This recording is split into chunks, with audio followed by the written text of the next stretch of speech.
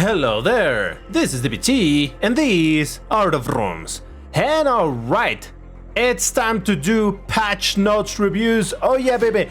The patch notes have been released earlier today by the time I'm recording this, hopefully by the time you're also watching it. And while the content creators have already posted the information, I want to do a bit more of a deep dive as to what each one of the points means, because some of them even I don't understand. So this is one of those videos without gameplay, but you know, it is what it is. Let's jump into it. So this is the official PDF that Gameloft published, where you can read the entire thing. I'm gonna leave the link to this in the description, but let's check them out. Asphalt 8 Airborne Update 62 patch notes. Introducing Update 62. Join the special event and unlock a new car. Try out various vehicles, perform stunts, and earn cool rewards. Ignite your boldness with a Carnival Trickster avatar and expand your Lamborghini collection. Oh yeah, baby! Lambos! More Lambos! The much anticipated Treasure Rush makes a big return. I mean, not anticipated for me, but okay. Where a special reward awaits you. Psst! It's the Lamborghini Huracan Esterado. Yes! New Lambo, Treasure Rush, Huracan Esterado. I don't get it, but okay. Let's keep going. I'll talk about the Esterado and my thoughts on that, but that's later. It's time to compete. Get ready for the upcoming car hunts featuring the return of old favorites as well as the all-new Ferrari 296 GTB. Take them for a spin and conquer the competition. It's kind of funny because actually, wasn't this car already mentioned in the previous patch? We just never got to the car hunt of this. So I don't know, I guess they decided to save this particular car specifically for the new patch, but well, I gotta say, I am a little bit disappointed that in the previous patch there was only one new car hunt. Only one. There were at least supposed to be two counting this Ferrari, but it didn't happen, so are we only gonna get one new car per update in the car hunts? I don't know. The fact that they do mention that it's gonna be the return of old favorites just means that there's gonna be reruns of old cars that are already in the game, but hopefully there's gonna be some decent ones over there. I don't know, we'll see. Don't miss out on the action, download, blah blah blah blah blah. Alright, so the very first thing is the special event.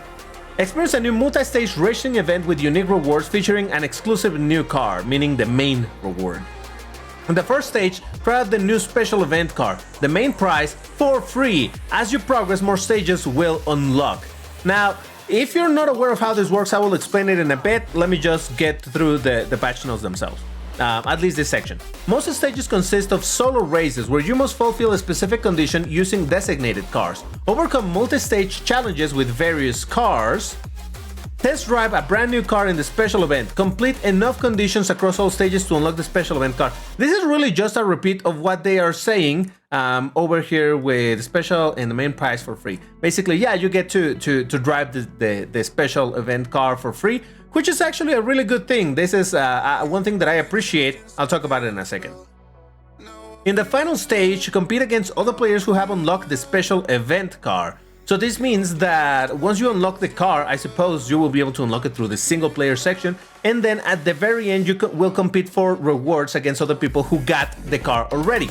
Again, I know this might be confusing if you're not aware of how this works, because this follows a lot the formula of Asphalt 9, but I'll talk about it in just a second. Wait for it! Aim for the top position amongst the most dedicated racers to earn additional rewards, which is exactly what it's basically said over here. There's a little bit of repeating the same thing in the patch notes over here in this section, but hey. And finally, make progress in the special event and add a new car to your collection, which is basically, where did it say? Complete enough condition and no stage to unlock this. So you see, it's basically the same points, but okay. Whatever. What is this thing? Well, honestly, if you have played Asphalt 9, you're very well aware of how this works, because this sounds exactly like Asphalt 9. But if you don't know anything about Asphalt 9, well, forgive me for showing Asphalt 9 in an Asphalt 8 video, but this is relevant. Welcome to Asphalt 9! Okay, don't pay attention to the UI anything. We're just gonna talk about what is called a seasonal event in Asphalt 9, and we're gonna talk about the Apollo Evo. This is basically the same formula that apparently they are adding into Asphalt 8 of the special event. How does this work? Well, the event is separated into several stages, each one of them requiring a different car. You can see over here, for example, this is the Mira Concept. Over here it needs the BMW M whatever GT3. Then you also have a free try of the actual car of this event, the Apollo Evo. You get to try the car at the maximum possible rank, and it's completely free for you to try. So in that way, you get to see, you get to hear, you get to experience the new car for it, but you don't own it. It's just a free try. Now, as you complete the event, you can see over here, there's this thing called conditions. And the more conditions you have, the more of these additional stages you unlock. For example, over here you can see I haven't gotten to stage 13 because I need 250 conditions and I only have 246. So the more races that I do, you can see down here this bar tells you how much progress I've done in the conditions over here. But basically, you need to own these cars, the Enzo Ferrari, the Racer Tachyon. Here's a free try of the Apollo. I need to own the Acura NSX GT3. I need to own these cars to complete conditions, and the more conditions I unlock, the more I get to make progress. And by the end, hopefully, you will be able to unlock the car. Now, Asphalt 9 it's terrible in this particular sense because even if you complete the entire thing, that doesn't guarantee you're gonna unlock the car. But the idea is the same. By the end, in theory, you should be able to get this car, the Apollo Evo, play with it, race with it, you own the car, and then the very final stage is for people who already own the car, and then they get to race to get some rewards. You can see kind of like, you know, in Asphalt 8, the percentages. If you finish at this percentage, you get this rewards. If you finish at this percentage, you get some other rewards. So that is kind of the same idea that apparently they're bringing over here. And honestly, I don't completely hate it. However, there's one big caveat to consider when we're looking at this. The fact that you do require a lot of cars already. And that's why some of this I won't be able to finish because I don't necessarily own the car at the required rank or whatever.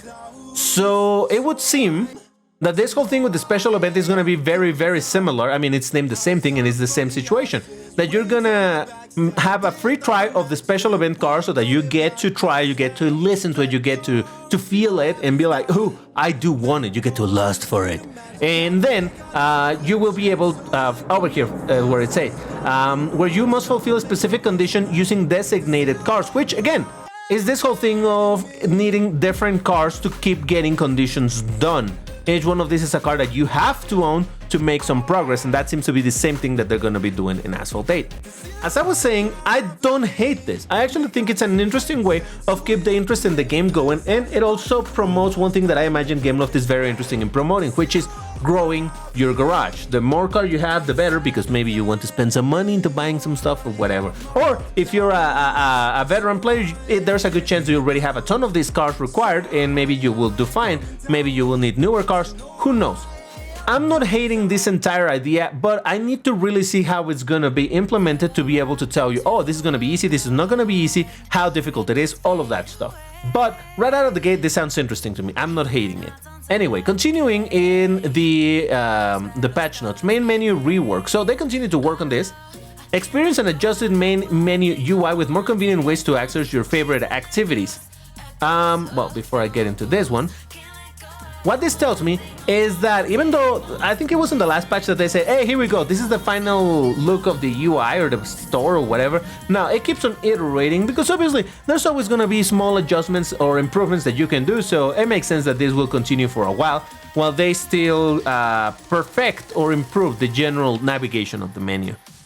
View HUD offers from the store directly in the main menu using a special slider, allowing you to quickly upgrade your garage. This is the part that I don't understand.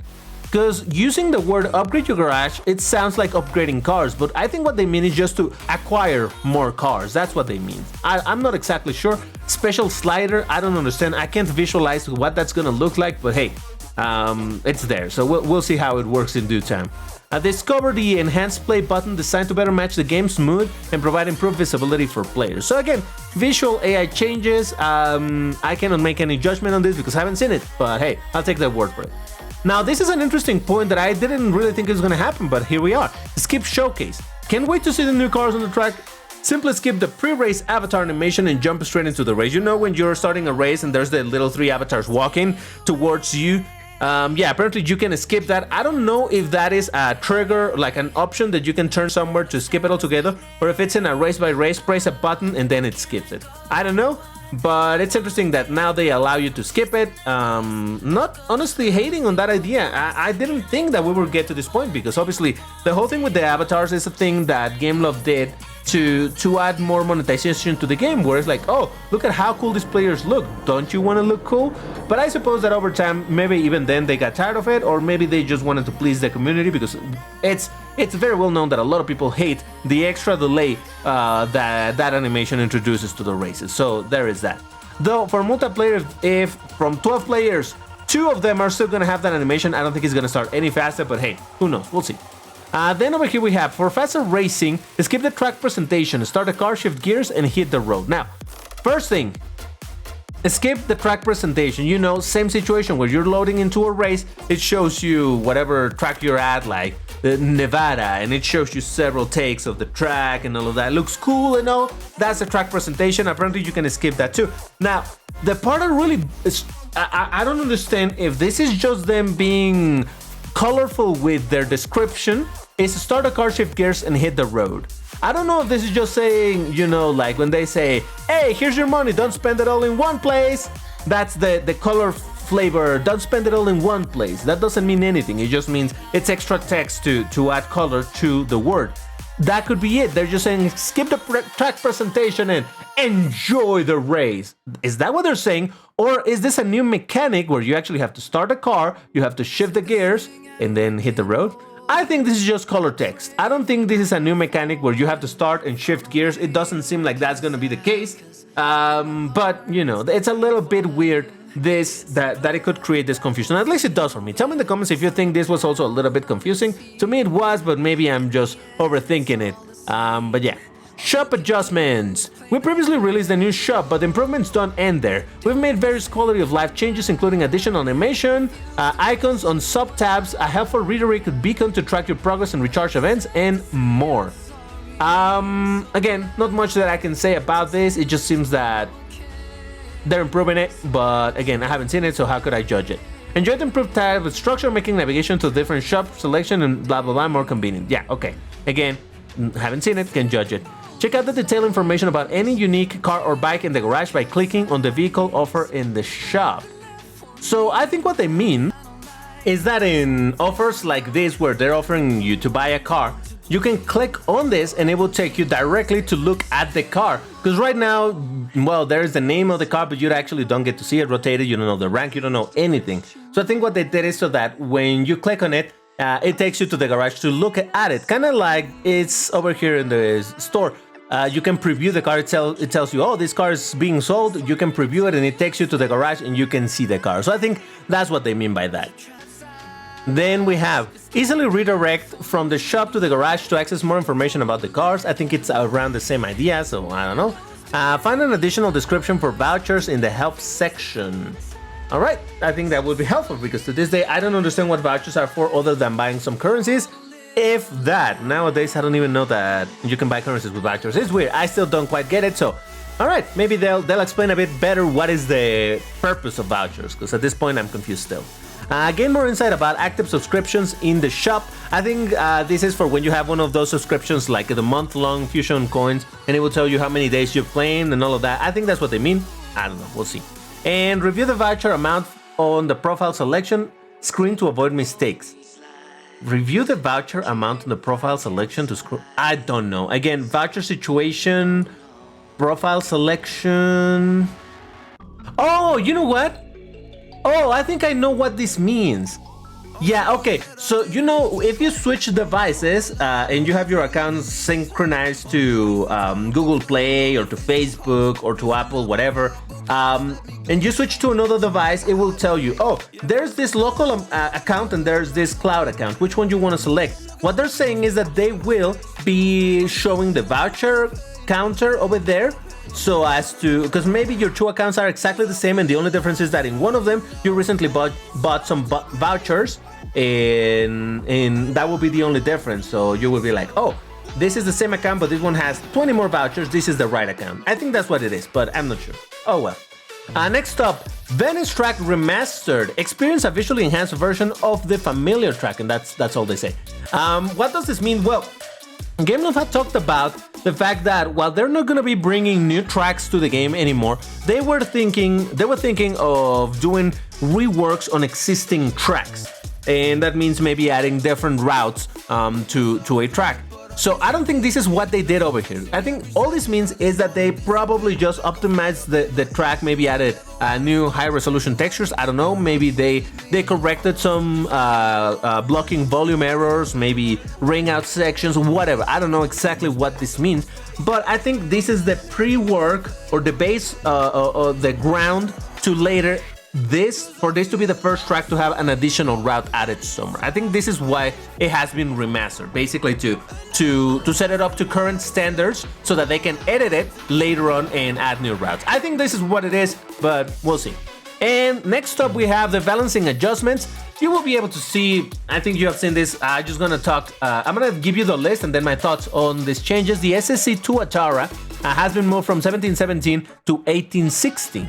The Caddy, this is the one that I wanted. The Caddy CT SV Coupe race car from 1490 to 1500. It's a very small buff, if you will, but hopefully that means also that they adjusted the acceleration and all of that. Align drift radius with competitors. Yeah, improve upgraded acceleration. Yeah, exactly. So basically they turned, even though the increment of rank, it's very small, the reality is that this car was terrible at acceleration, the drift was bad and all of that. So basically they're lining it up to be competitive with cars around the same rank. I don't imagine it's going to be any sort of king, but hey, so long as it's competitive, because this thing looks beautiful. Now, Masanti Evantra for existing owners, same situation. They have rebalanced it from 1665 to 1678, the lower side of the Class B, this bracket. Now, this is a peculiar case because I think that they're having some licensing issues, but they're not removing this car. So it's still going to be there for people that own the car. Fortunately, I own it, but I've never upgraded, so I don't think I'll be able to do much with it. But yeah. Yeah, okay, it says right here, unfortunately, due to licensing issues, we had to remove the car from the game, and we sincerely apologize for this. By this, they mean it's no longer for sale, but the car will remain in the possession of those who already own it. So, good to know. It's not the case with the roof. You know that recently they announced that they're removing the roof, and they sent compensation to owners. And yeah, that's a very, very old brand, so I don't know why those cars needed to be removed. But yeah, that seems that it's not the case over here. It's not gonna be straight up removed from the game, just removed from being acquirable. But if you own it, you keep it. Then we have the VXR Bailey Blade GT1 from 1664 to 1679. We got the Aston Martin DBS Super Leggera Class A from 1747 to 1769. We got the McLaren 12C Spider from this to that. I mean, I could read it, but Pagani Huayra, this is an interesting one for me. I thought that with this rank they're gonna be putting it in 1680, but no, they put it in 1771, which is the same rank as the Imola. So it seems weird that it would have about the same performance as the Imola, but hey, we'll see. We also have the GTA Hispano, same situation from what was a Class B, put it into Class A. So okay, we'll see. It's pretty much near the GTA Hispano of 2015, so I don't know. We'll see how that goes. Peugeot Onyx, then from 56 to 1770, Savage Rivali, I know that's not how you pronounce it, but that's how I pronounce it. GTR, the one with the big wing, from 1669 to 1770, another one that got moved into a completely higher bracket.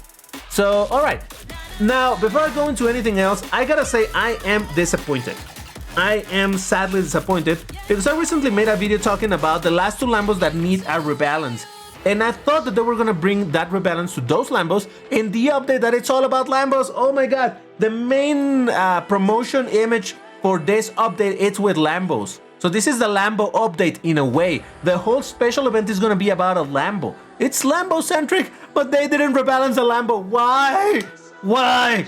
Oh man, that's frustrating. Anyway, other notes and bug fixes. New car has been added, will be available. Yeah, we read this, that the Ferrari is going to be there. New racing pass with massive rewards will begin in June 20. I mean, really? Couldn't you just say a new pass with rewards or with, I don't know, just this whole thing of using the word massive rewards.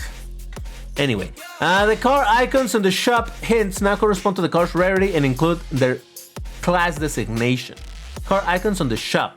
So I think that also means that this preview of the car, for example, this should show as gold because it's Class S. If it was a car in Class B, it would show as blue, following the same color thing. And over here it should have a big S so that you know that this is a Class S car. I think that's what it means. It's either that or maybe it's for the offers, like this. Maybe this will show, oh, this is a Class D car, and it will show in the gray color. I don't know. I think that's what they mean. I really don't know, but hey, we'll see. Fix and improve visual issues with the La Ferrari Aperta car. I have no idea what those issues are, but I guess they were fixed. Resolve the tuning section issue that occurred after returning to the shop section. Again, not sure exactly what that is. Fix the red dot notification for the inbox button. I think that it just keeps on showing that thing constantly. I don't know. Now the car previews show the correct vehicles when you tap on change after selecting a purchase. Okay, again, not sure what that means. Avatar feet can now reach the foot pegs on the Lightning LS 218. Basically, I guess the 3D model when your avatar is on top of the bike, the foot isn't touching the little peg, so they fixed that. And address the issue with a missing decal in the TLE reward pop-up. I don't know. Yes. Alright, so that's basically the main thing of the patch notes. However, there is this one topic that I saw a lot of people talking about, and I understand the frustration about it, but at the same time I understand why Gameloft did what they did, and it has to do with the very first card that it's mentioned as a rebalance, the SSC Tuatara. Now this is an ultimate car, and it's a new ultimate of 1860, which is obviously a good thing for a lot of people. However, this ultimate doesn't follow the rules of a lot of ultimates, and that is where people are having some troubles. What is that situation? That is where ultimates, the high tier ultimates like the Koenigsegg Jesko, they have very high top speed and low nitro. At the end of the day, the summation of top speed and nitro gives you basically around the same speed as a regular car that is an ultimate, where they have lower top speed but higher nitro. The nitro is like 50 kilometers an hour, so this would make it 440 something. That's basically how normal cars work, and ultimates have this thing where the top speed is much higher. And if you're wondering why does that matter? At the end of the day, it's the same top speed. Well, it matters because a car with really high top speed can do drifts much faster because simply the top speed itself is higher. So that is one of those things that you have to consider. Also, if you run out of nitro on this car, you're still gonna have a very, very high top speed. If we look at the Arash, it's the same situation. You can see that the nitro is still considerably low. It's not the 50 kilometers an hour that it normally would be, and the top speed is very high. It's the same situation with the Chiron 300 Plus, with the Bugatti Bolide, the same thing with the Koenigsegg Jesko Absolute. So that is kind of how those work. And the bother here is that this new car that got made into an ultimate of 1860 of this bracket doesn't have that. If you see over here, the nitro is 50 kilometers an hour and the top speed is, like I said, 440. So this car follows the same formula that regular cars follow with the nitro and all of that. Now, like I said, I understand that people are upset because, hey, it's an ultimate. It should not be like this. But not all ultimates have this. For example, if we look at the Koenigsegg Agera RS, this car, it's somewhere in between. It doesn't have the 50 kilometers an hour, it doesn't have the 440 something kilometers, but it is not as good as the Jesko. The top speed is not as high as the Jesko, and the nitro is higher, but again, at the end of the day, these two end up being a normal speed for a Class S. And there's other examples where this is even more visible. Let's look at Class D, for example. Here's a regular car of Class D at this pro rank with a top speed of 292 and nitro of about 32 kilometers an hour, right? That is kind of basically the normal amounts. Same thing, 292 and 32 kilometers. But if we look at an ultimate over here, guess what? This does have where the top speed is higher and the nitro is lower, but at the same time, just like in the other examples that I gave you, these two added up end up with a normal speed. But there's a car like, excuse me, the Mazda Furai. It's an ultimate, but it doesn't follow the exact same situation. Why? I don't know. In fact, this car is even a little bit weirder because this has a weird situation where the top speed is lower and the nitro is higher than cars at the pro rank. You can see 32.5, while this one has 35. The top speed is 290, while the regular speed should be 292 point something. So yeah, there's weird cases where ultimates don't follow the same rules as other ultimates. And this is why I said that I kind of understand what Gameloft is doing in here. Because this car, the SSC Tuatara, it's a very old car that if you've been playing for long enough, you own this car and you probably got this car for credits. And it's been a useless car for a very long time, and suddenly this car for credits suddenly got buffed into the top of all the classes in Class S at a pretty considerable rank. I mean, we still have to see how it performs in terms of nitro duration, in terms of drifting, handling, and all of that. But as it stands, just from the number, I mean, it's a really good thing, right? To suddenly get a new ultimate over there.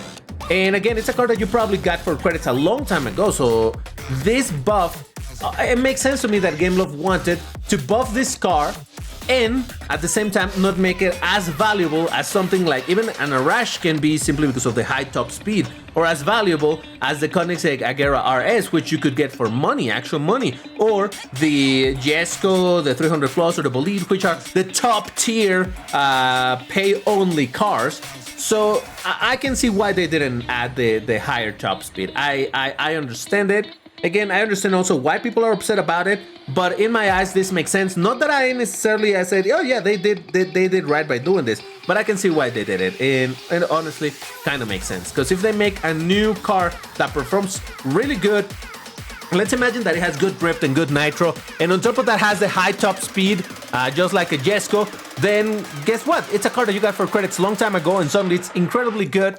Comparable maybe even to those ultimate cars, the Jesko, the 300 Plus, the Bolide, that cost a lot of money. So I can see why they did it. And at the end of the day, I think I would imagine the way I see it, we already have an ultimate that has the top speed, but it's terrible at other things. The Arash, right?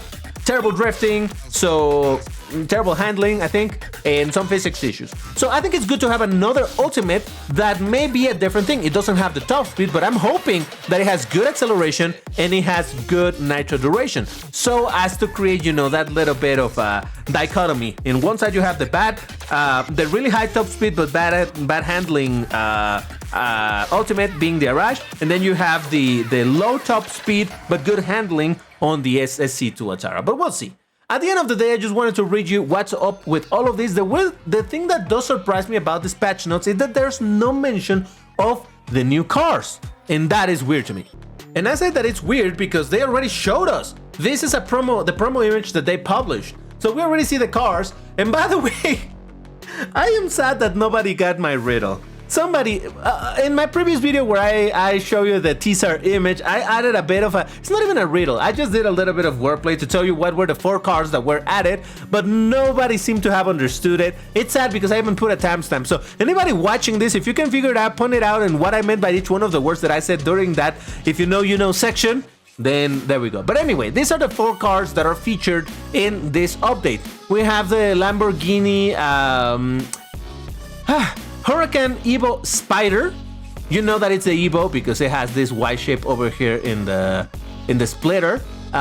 Spider because obviously it's the convertible. Probably it's only in roof down. You cannot bring the roof up, but okay. We also have the Reventon Roadster. Finally we get the Reventon, but I would have preferred a coupe. We got the Huracan Esterado, but oh my god, finally we got a Diablo. If you've watched my wish list of Lambos, I'll try to put a link on the top right about now. I was talking about how we needed a Diablo in this game because that would complete basically having one Lambo from each generation of V12. We already had the Miura, we already had the Countach, we already had the Murcielago and the Aventador. The only generation that we were missing from the V12s was a Diablo. Now, the thing is that now with the Diablo, we're still gonna be missing one because there's a new generation, obviously the Revuelto. I hope the game eventually comes to this game, but I hope that car will eventually come to this game, but we'll see. Yeah, but it's weird. They didn't mention anything about the class and ranks of this car, so we still have to see what is that gonna be. There's a bunch of guesses. Some people are saying that maybe this is a Class S, maybe this is a Class S, but there's really no confirmation, so at the moment, we'll have to see what it is. All we know is that this is the car that is featured in the special event, but if I were to guess, I would imagine this is going to be a car hunt.